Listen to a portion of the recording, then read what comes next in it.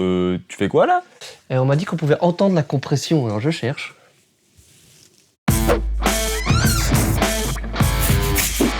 Bonjour et bienvenue à l'Académie du Gros Son. Moi c'est André. Et moi, c'est Gérald. Alors, on va parler de la compression, mais la façon de l'entendre et de bien la comprendre, parce que c'est quelque chose de très compliqué. C'est fin, c'est très fin. C'est très fin, c'est très subtil. Avant de commencer, très vite, tu likes la vidéo parce que t'es dessus, tu t'abonnes à la chaîne parce que tu l'as pas encore fait, et si c'est pas encore fait, surtout, tu vas sur l'académiedugrosson.com/bonus. Là, tu t'inscris, comme ça tu reçois toutes les infos en rapport avec l'Académie du Gros Son, chaque fois qu'une vidéo sort, chaque fois qu'il y a une promo, un nouveau cours, et surtout, tu as tous les cadeaux de bienvenue, un guide d'achat pour ton home studio, un tableau des fréquences, des plugins gratuits, enfin, il y a plein de cool bonus. Vas-y, fonce et inscris-toi. Alors, aujourd'hui, donc, on va parler de compression dans son état le plus complexe, je veux dire. Je m'explique. La compression, de base, quand on débute, quand on nous apprend, voilà, de façon basique, on dit, c'est pour gérer la dynamique, il y a ce qui va fort, ce qui va pas fort, ça va vous aider à gérer juste la différence. Il y a le threshold, il y a l'attaque, il y a le release, il y a des trucs. On a évidemment une vidéo sur le sujet pour vraiment les bases de la compression. Mais ça, c'est vraiment que l'aspect basique de la compression. La compression, c'est vraiment un outil qui permet de donner de la texture, de sculpter le son, de donner une forme de mouvement, de groove, et c'est quelque chose qui est super dur à entendre. Moi, ça m'a mis vraiment des années, parce que ça joue sur des éléments qui sont très subtils. Déjà, à l'oreille, rien qu'entendre... Qui interagissent énormément. C'est ça, rien qu'à l'oreille, déjà, entendre des petits mouvements de 1 dB, de 2 dB, quand on n'a pas l'habitude, qu'on n'est pas entraîné, c'est quelque chose qui est pas facile à entendre. Et c'est aussi sur ce genre de mouvement à la compression, c'est là où ça commence à devenir intéressant. Et je pense que si j'avais vu cette vidéo qu'on est en train de faire pour vous il y a longtemps, j'aurais entendu beaucoup plus vite ce qu'il y avait à entendre. Et c'est aussi un état d'esprit global dans le son pour capter les nuances de la musique, de la production, et c'est toutes ces petites nuances dont on vous répète à longueur d'année, que c'est ces petits pourcents, ces petites nuances qui font en fait les vraies différences. Mais si j'avais eu cette vidéo, j'aurais pu entendre ce qu'il fallait donc entendre beaucoup plus vite. Et ben voilà, ça c'est le cadeau qu'on fait. On va vous permettre de gagner peut-être quelques années avec cette vidéo. Allons-y dans le vif du sujet. On part avec des exemples concrets. Tout à fait. Alors, toute première chose à savoir quand on parle de compression, en fait, quand on parle de son de manière générale, c'est comprendre de quoi un son est composé. On a évidemment tout ce qui est fréquentiel, donc tout ce qui est ce que vous travaillez avec une EQ, donc des couleurs de fréquence. Mais la partie réellement, je pense, la plus importante, celle qui est aussi plus difficile à entendre, c'est ce qu'on appelle l'enveloppe du son. C'est un terme technique juste pour dire comment est-ce qu'un son bouge. Je vais vous montrer ça tout de suite en pratique, comme ça on parle moins et on écoute plus. Ici, voici un son de caisse claire. Ça sonne comme ceci. Voilà, c'est juste une caisse claire de notre exemple classique du morceau AGS magnifique que certains d'entre vous connaissent déjà très bien. Donc, une caisse claire en entier, ça sonne de nouveau comme ça. Voilà. Et un son d'une caisse claire est en fait composé réellement de 3 parties. Enfin, il y en a plus, mais on va se focus juste sur ces 3 trucs principaux. Alors, nous avons ce qu'on appelle une transitoire. Donc, si vous regardez ici la forme d'onde que j'ai devant moi, je l'ai découpée déjà en 3 parties. Nous avons ce qu'on appelle une transitoire. On va toujours vous parler en compression de contrôle de transitoire, etc. C'est facile à dire, mais quand on ne sait pas ce que ça veut dire une transitoire, ben voilà. Une transitoire, c'est vraiment le tout petit bout de son juste au tout début, au tout début de fin du son, c'est très court, et donc du coup, parce que c'est très court, c'est très difficile à entendre. Voici comment ça sonne une transitoire de cette caisse claire ici. Voilà, c'est super court, c'est juste c'est presque juste du bruit en fait, un POC comme ça, et c'est là-dessus, sur ce petit POC, que notre compresseur va surtout agir. Ensuite, nous avons, dans le cas d'une caisse claire, c'est un son très court, donc le corps du son, si vous voulez, le thud, le bounk, du son est très court aussi, ça sonne comme ceci. Voilà, donc il y a déjà ici un tout petit peu plus de timbre, il y a un tout petit peu plus de couleur, il y a un peu plus cette... Vous comprenez que c'est une caisse claire maintenant. Exactement, même si elle a pas maintenant l'impact, parce que l'impact c'était la transitoire. Donc ça, cette partie-là, en anglais va s'appeler le sustain, je pense, pour celles qui utilisent des synthés, en fait, je parle du concept ADSR, Attack, Decay, Sustain, Release, donc l'enveloppe du son. Pour celles qui n'ont jamais touché à ça, vous inquiétez pas, c'est pas très important. L'important, de nouveau, je vais répéter, c'est de savoir qu'il y a en gros 3 pièces principales d'un son. Donc de nouveau, transitoire, ça sonnait comme ça. Le corps du son, ça sonnait comme ça. Voilà. Et le release, la queue du son, ça sonne comme ceci. Donc le... Et tout ensemble, de nouveau, ça sonne comme ça. Ça, c'est la caisse claire en son globalité. Pour être sûr qu'on a bien entendu, je vais vous montrer la même chose sur une petite basse. Donc ma note de basse fait quelque chose comme ceci. Voilà. La transitoire de cette note de basse fait ça. Vraiment juste tic, tic, le moment où le pic attaque la corde et le corps du son. Sur une basse ici, je n'ai pas vraiment de release parce qu'il y a une note juste après, mais je peux vous montrer sur une note qui se finit, par exemple ici. Voilà, ça c'est la fin du son. Voilà, ici très court parce que ça fait juste bleu, ça s'arrête. Ou sur une note qui continue, ça sera quelque chose comme ça. Donc ça c'est nos concepts de qu'est-ce qui compose un son qu'on va ensuite compresser. Comme ça, quand on vous parle de sur quelle partie du son chaque truc agisse et quoi écouter, vous allez savoir un tout petit peu mieux quoi écouter. Yes. Donc ça, c'est le premier paramètre que vous devez avoir en tête pour comprendre tout ce qu'on va vous expliquer par la suite. Donc c'est vraiment l'aspect enveloppe du son qui est composé donc de ces trois éléments. Le deuxième point à avoir, le deuxième concept à avoir en tête, c'est que tout ça, vous allez l'entendre mieux à bas volume. Je m'explique. D'ailleurs, on a fait une vidéo sur le sujet pourquoi les mixeurs mixent à bas volume. Là, on explique un petit peu plus en long et en large le concept. C'est exactement le même truc ici. Voilà, de ce qui est intéressant, de ce qu'on peut entendre plus facilement à bas volume. Mais donc, le fait d'entendre à bas volume, tout ce qui est un petit peu transitoire, tout ce qui doit ressortir dans le son va être beaucoup plus audible. Que si vous allez fort, vous allez avoir tout en pleine face. Que moins fort, vous allez entendre vraiment juste ce qui est intéressant et vraiment les petites pointes qui ressortent. C'est là-dessus qu'on essaie de travailler. Voilà, c'est ça. Ça, c'est le deuxième concept pour pouvoir arriver à bien entendre et comprendre la compression. Et le troisième, c'est d'écouter en contexte. C'est-à-dire que votre son, forcément, doit être mélangé avec d'autres éléments qui créent une espèce de tapis de basse sonore constante. Et donc, du coup, tout l'aspect, surtout transitoire et tout ce qui ressort et tous ces packs et ces machins, si je puis dire des machins, va ressortir par le fait que c'est en contexte et que ça va être un peu... Certaines choses vont être masquées aussi par l'ensemble. C'est ça que vous allez mieux entendre ce qui se passe vraiment une fois que vous allez commencer à le compresser. La compression s'entend beaucoup mieux avec d'autres éléments autour qui ne sont pas compressés, en tout cas qui ne sont pas compressés de la même manière. En fait, vous entendez juste plus qu'est-ce qui ressort, qu'est-ce qui est perdu dans un contexte quand vous écoutez en solo. C'est tellement difficile à entendre. C'est ça, à moins d'être vraiment franc, avoir l'habitude, mais c'est toujours une question de comment ça fonctionne en adéquation avec le reste. Et donc, parlons de contexte et de tout ça, avec tous ces principes en tête. Maintenant, on va pouvoir montrer concrètement comment vraiment entendre ça avec un exemple que notre professeur André va nous exposer. Allons-y. Nous allons parler donc aujourd'hui uniquement de deux réglages, le réglage de l'attaque et le réglage du release, parce que c'est les deux réglages qui vont sculpter le plus votre son, votre mouvement et l'impact émotionnel et donc tous les mots qu'on va utiliser dans 2 secondes pour décrire ce qu'on entend. On va essayer donc de pas... Enfin moi je ne veux pas vous parler des valeurs exactes qu'on va utiliser parce que c'est pas vraiment ça la partie importante je trouve. C'est qu'est-ce que ça fait au son et à son rôle, à sa place dans un mix. Alors donc notre petite batterie maintenant telle qu'elle, hop, sans compression du tout, sonne comme ceci.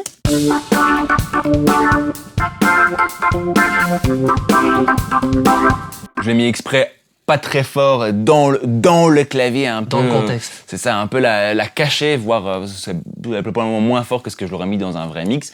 C'est fait exprès, comme ça vous entendez vraiment l'impact sur les transitoires de ce qu'on va faire tout de suite. Donc, on va activer notre petit compresseur ici, on utilise juste, on s'en fout un peu lesquels, je vais juste prendre quelque chose qui est relativement transparent et où les réglages s'entendent bien. Et je vais jouer d'abord avec l'attaque. Ici, dans l'exemple, on a compressé de façon excessive le son pour que vous entendiez bien. Donc, c'est qu'on entende vraiment la compression.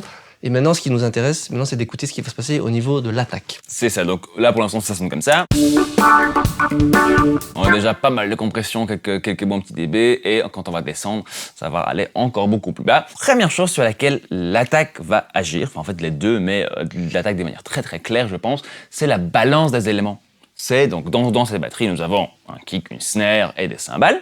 Et écoutez bien, qu'est-ce qui se passe avec mon kick et ma snare par rapport aux cymbales quand je vais descendre l'attaque. Voici l'exemple.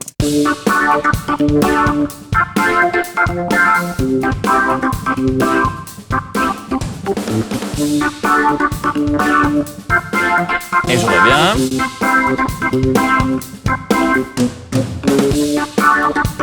Et encore une fois.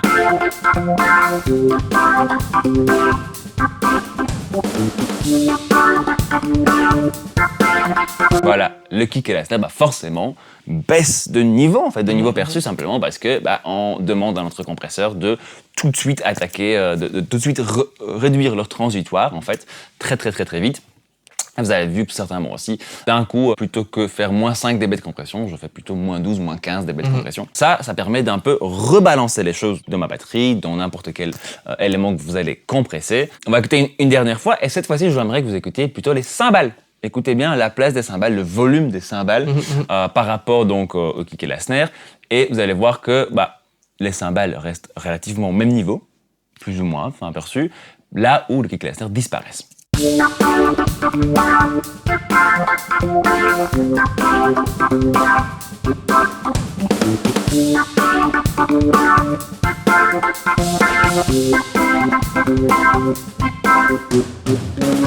Voilà, donc ça c'est un premier élément dans notre façon de décrire donc l'attaque. Balance des éléments. Donc ça c'est un truc un tout petit peu plus technico-technique, pratique. Mais qu'est-ce qu'on peut en retirer comme éléments plus musicaux? Alors, de 1, ça nous donne une façon d'agir sur la dureté ou la douceur du son. De plus on laisse passer cette transitoire, et de moins on la compresse directement, de plus dur un son va paraître. Donc vraiment tout, avec ce côté un peu frappant comme ça. Et de plus vite on compresse, de plus l'attaque est courte, de plus un son va avoir un aspect doux. Écoutez bien ça avec ces deux mots en tête.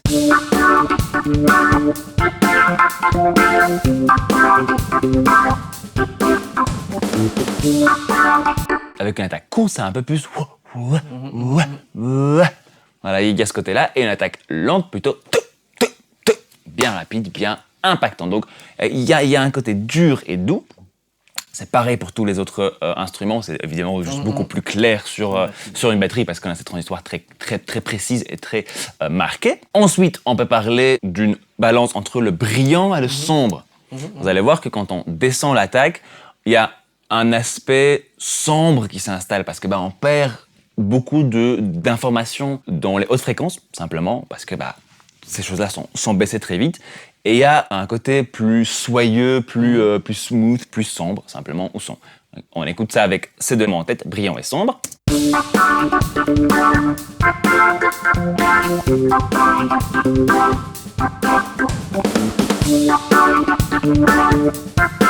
Ah ouais, dès que je suis avec une attaque très lente, forcément la batterie est un peu remontée.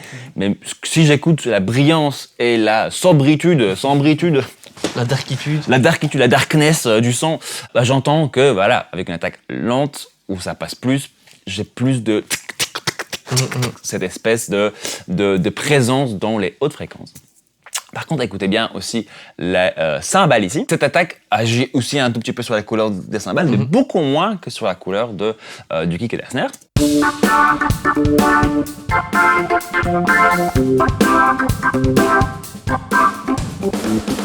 Mais même là, ça a quand même son petit impact. Donc voilà, un côté un peu couleur et tonalité, émotionnalité du son en termes de brillant et sombre. Et finalement, dernière opposition de termes qu'on peut utiliser pour mieux entendre la compression, c'est ce côté avant-arrière.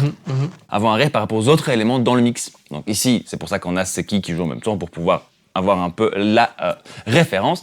Le clavier ici, je fais exprès pour qu'il soit ni trop près de nous, ni trop loin. Il est un peu placé au milieu avec un petit reverb sympathique. Ça l'éloigne un peu, mais sans le mettre trop en arrière. Donc ici, écoutez bien comment cette batterie arrive vers nous. Quand l'attaque est plus haut, quand on a plus de transitoire qui passe, forcément, l'attaque est plus lente. Et comment cette batterie s'éloigne de nous quand je baisse l'attaque. Ici.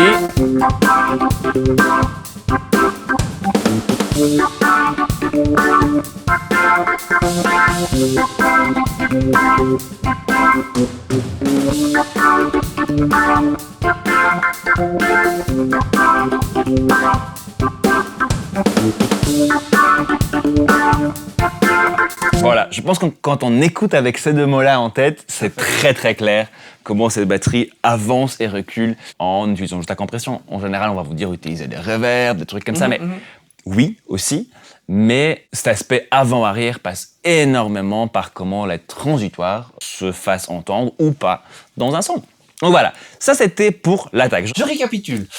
Donc avec l'attaque, nous allons pouvoir jouer sur l'aspect dureté du son, plus dur, plus soft. Nous allons pouvoir jouer sur sa clarté, sa brillance, on va dire quelque chose de plus doux, plus chaud ou quelque chose de plus brillant et de plus agressif aussi dans l'aspect fréquentiel. Et sur la présence, le plan de présence en réalité du son. Donc on va pouvoir le mettre proche ou loin. Évidemment ici on l'a fait de nouveau, je répète, de façon excessive, mais sur une compression normale ça va être des mouvements évidemment beaucoup plus subtil, et c'est là où ça devient intéressant d'utiliser la compression. Donc ça c'est principalement rien qu'en travaillant sur le paramètre de l'attaque, qui est parfois un paramètre auquel on dit oui voilà, court, lent, on verra bien, voilà. Donc vous voyez à quel point ce paramètre est vraiment fondamental dans la façon de travailler la texture de notre son. C'est ça, et il y a pas mal de compresseurs d'ailleurs où vous n'avez pas l'option d'agir sur l'attaque. Et c'est pour ça que ces compresseurs sont utilisés particulièrement pour certains jobs. Je pense notamment au classique LA2A, le compresseur Opto qui ressemble à ceci, vous avez déjà vu ça plein de fois partout. C'est le compresseur pour basse, pour voix, etc. Parce que la façon dont il est conçu fait en sorte que son attaque et son release fonctionnent très bien pour placer ces éléments comme la basse et comme la voix, ni trop vite, ni trop lent, et juste les ramener, juste en faire un truc un tout petit peu plus dense, un peu plus intéressant.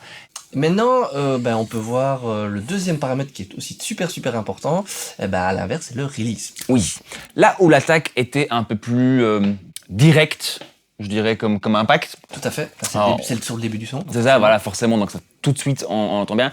Les release, c'est un peu le bouton magique d'un compresseur.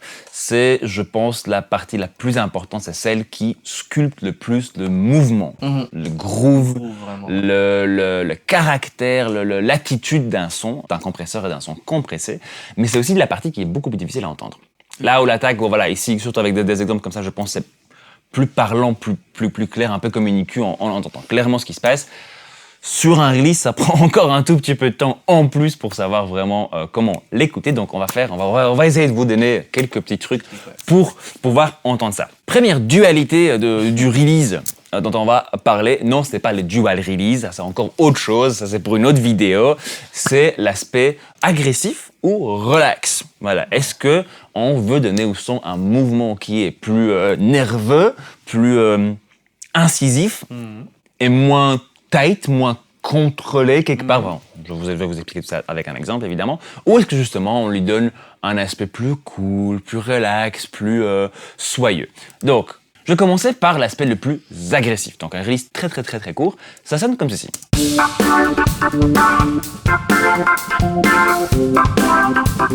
Et maintenant on va tout doucement rallonger ce release pour que vous entendiez vraiment comment ce son se calme, devient de plus en plus relax, de plus en plus tranquille.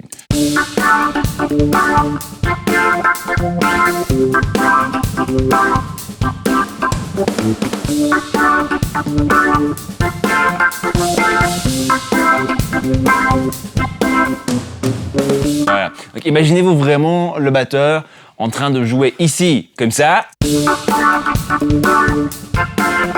Ah, il est vénère. Ah, il est vénère, et ici, il est juste plus cool, quoi. Alors voilà, ça c'est une façon d'entendre le release. C'est aussi très clair, je trouve, sur des voix où, avec un release très court, on accentue ce côté incisif, agressif, diction, etc.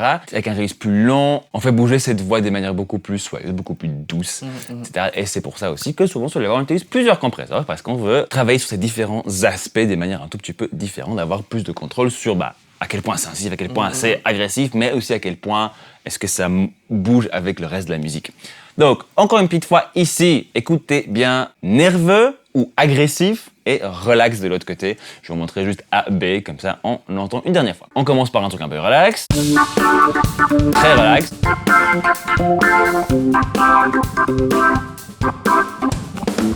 Et maintenant, très agressif.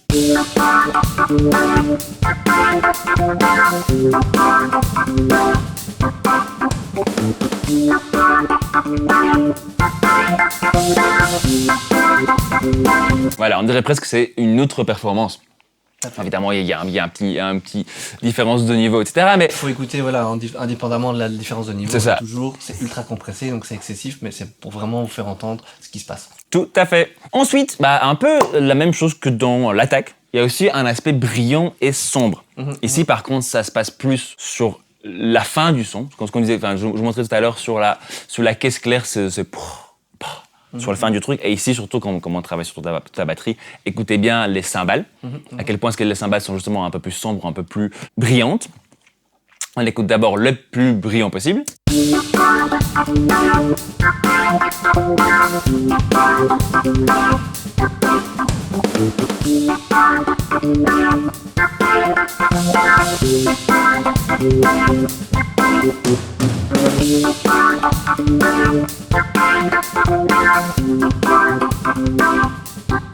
Voilà, il y a vraiment un côté soyeux presque qui s'installe sur ces cymbales. Ça, c'est une autre façon de penser à comment choisir notre release.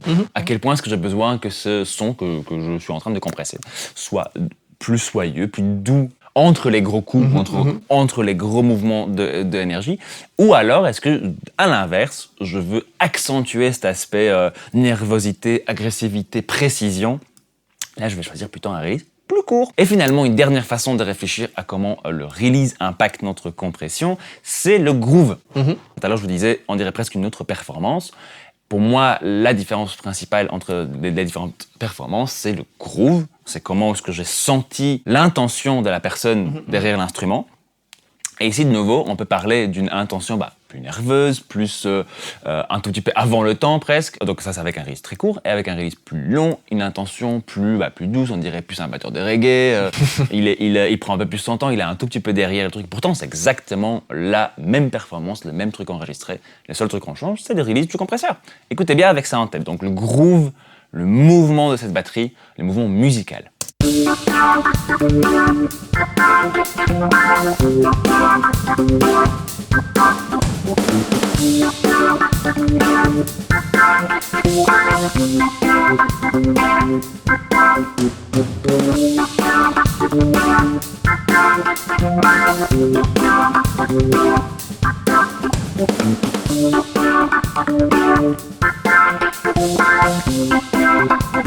Et avec un release particulièrement long, je peux même presque changer ce qu'il joue. Parce qu'on dirait qu'il y a presque plus de ghost notes, on dirait qu'un coup sur deux va moins fort en fait, qu'il s'est fait exprès que ça aille moins fort. Du coup, toute la façon dont ces batteries bougent et groove change complètement. Ce que j'entends par rapport à l'inverse de l'attaque, c'est que quand c'est fort bas, là on a encore la cymbale, l'équilibre un peu cymbale, grosse caisse claire, et plus on augmente, plus grosse caisse et caisse claire ont une influence sur la cymbale, parce que là, il donne un coup, et vu que c'est lent à remonter, ça influence ce qu'on entend la cymbale, et du coup la cymbale là à l'inverse de tout à l'heure est en train de disparaître un peu. C'est ça, et remonter tout doucement. Les attaques grosse caisse et caisse claire donnent une influence différente sur la cymbale à l'inverse de la façon dont fonctionnait. C'est ça. Et du coup en termes plus musicaux, faut vraiment s'imaginer ce batteur ici avec les releases très très courts jouer tout fort à fond de balle avec la même intensité et une nervosité. Par contre avec un release long comme ici, on dirait presque qu'il joue donc son kick, sa snare plus fort, qu'il y va un peu plus avec une assise, et après qu'il revient sur les cymbales. Donc on va réécouter ça une dernière fois et garder ça en tête, ce mouvement de est-ce que je frappe fort ou est-ce que je frappe un peu moins fort en batterie et à quel moment je remonte. Et ici, j'y vais à fond. Et donc, du coup, vous avez entendu ce qu'on peut faire avec l'attaque, le release, c'est des choses qui sont complémentaires et contradictoires. Donc le fait de jouer avec les deux en même temps va vraiment faire changer ce mouvement dont on parlait dès le départ, et c'est comme ça que vous allez pouvoir, même parfois de façon contre-intuitive, faire des choses opposées. Ouais, c'est ça, ouais. Et du coup, créer quelque chose qui est complètement différent. Et c'est là où tout l'art de la compression devient très très intéressant. C'est ça, et très fun surtout. Vrai outil. Et vraiment, là, c'est quelque part l'outil ultime pour produire de la musique, en fait. C'est ça. C'est donc plus que du contrôle technique, de dynamique, comme on l'appelle toujours, mais pour moi ça ne veut rien dire, enfin en tout cas pas grand-chose, surtout quand j'étais à votre place avec plutôt travailler sur la musique plutôt que sur des sons. Aujourd'hui, j'y pense en termes musicaux. J'essaie de me dire, qu'est-ce que j'aurais aimé que mon batteur fasse dans le studio, qu'il a peut-être essayé de faire, mais c'était pas entièrement là. Comment est-ce que je peux musicalement améliorer sa performance. Et c'est comme ça que je vais régler un compresseur. Voilà. Nous sommes arrivés au bout de cette vidéo. C'était un petit peu long, mais c'est un sujet qui est très compliqué. On espère que ça va vous mettre des petites graines sur la façon d'entendre le compresseur et que ça va devenir un bel arbre de compréhension musicale de ce qui se passe. Oui, c'est beau, je sais. Soyez pas impatients, ça va prendre un peu de temps, mais ça va venir. Donc, si ça vous a aidé, si vous avez des moments d'illumination, si c'est pas clair, voilà, vous mettez ça en commentaire, on en discute tous ensemble, et après, quand on aura fait tout ça, ben, on ira faire de la musique.